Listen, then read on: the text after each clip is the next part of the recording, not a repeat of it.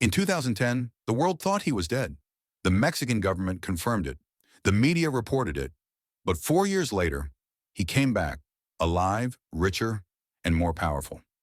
This is the wild, true story of Nazario Moreno, the cartel boss who faked his death and rebuilt an empire.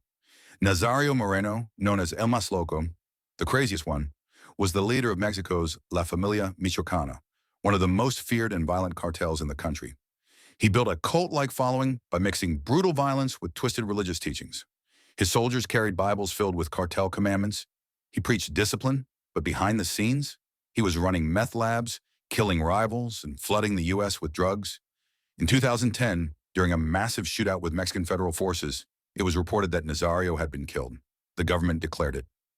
News outlets ran headlines. They even held a funeral. But here's the twist. No body was ever recovered.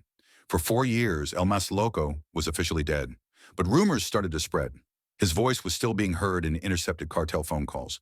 His lieutenants were still following his orders. And rivals were mysteriously disappearing. And then in 2014, during another military operation in Michoacan, soldiers encountered heavy resistance from a cartel crew and shot the leader on sight. When they checked the body, it was Nazario Moreno, alive and running a new cartel called Los Caballeros Templarios, the Knights Templar. He had faked his death, vanished, and quietly built a new empire under a different name. While the world thought he was in the grave, he was actually forming a stronger, more loyal army, using religious symbols, white robes, and twisted ideology to control his men like a cult leader. After confirming his death for real in 2014, investigators uncovered a massive meth operation, international smuggling routes, and even connections to politicians who helped cover up his movements.